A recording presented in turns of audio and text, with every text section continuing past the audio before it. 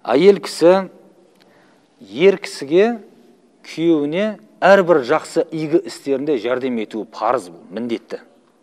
Мысалға дейік, ер кісі әйел бала шағасынан бөлек тағыдан міндеттемелері бар. Бірінші міндеттемесі ата-анасына қарасуы. Бұл еркектің мойнындағы міндет. Ата-анаға қараспаған бала ешқашан жақсылық хайыр күтпесін. Ол жақсылық көрмейді ол адам. Алла тағала көрсетпейді оған. Оның баласы өзінен бетер болып туады оған. Ата-анаға көмектесу ісі ер кісінің мойнында. Сол еріне жәрдем етіп отыру бұл әйел кісінің міндеті. Мысалға дейік, ар жақта ата-анасына ер кісінің жетпей жатыр. Сол кезде ер кісі керек болса айлығының тең жарымын кесіп алып, ата-анасын ұстатып жіберу керек, міндетті. Міндетті. Жеткізіп беру. Бермесе, немесе сол нәрсе кедергі болған әйелдікіне тыңдалмай жұлып алып керек болса, беруге ақысы бар ер кісінің. Әйел кісі осындайда жақсылықта жәрдем етсін деп айтқан. Бұны ұмытпайық. Біздегі қазір ерлі зайыптылардың сыйыспау себептері осы. Көп деген. Осында көреміз үнемі. Ата-анасына жақсылық жасайын десе, анаған берейін десе, тіпті інісіне, туған інісіне ер кісі қарызға ақша берейін десе, соған әйел кедергі болып жатыр ортада. Содан сый салмай төбелес, араларында ажырасулар. Әйел кісі өз міндетін білмей шектен асып кетті деген сөз. Жоқ, күйеуіне жәрдемші болу керек. Алла тағала ауызды берді ма, аш қалдырмайды ешқашан, жеткізеді. Әркімнің нәпақасы өзінде.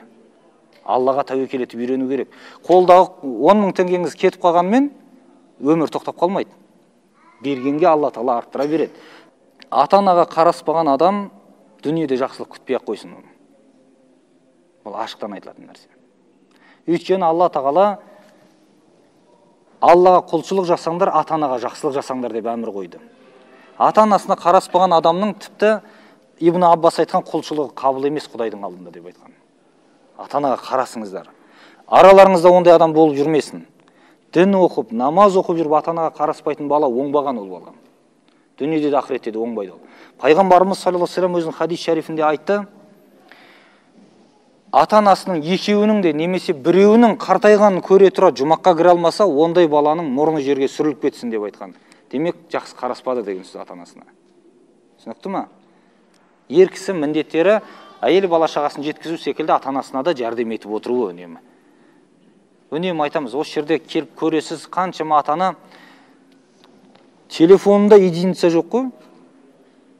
Баласы сонда бір 1000 теңге салып беруге жарамады ма сонда? 20 жылға дейін бақты ғой сол баланы. Бір 1000 теңге салып беруге жарамайтын бала.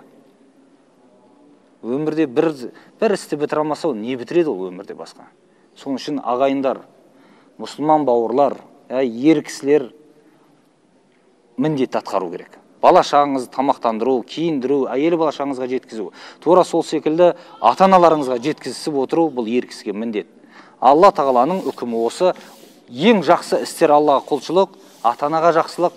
Одан кейін керек болса, Аллаға құлшылық тұрады бірінші орында. Екінші орында ата-анаға жақсылық тұрады. Одан кейін барып әйел бала шағаңыз келеді. Оны ұмытпаңыз.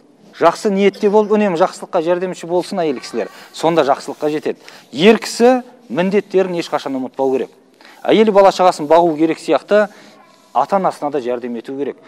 Осы нәрселерге иншалла мән беріңіздер.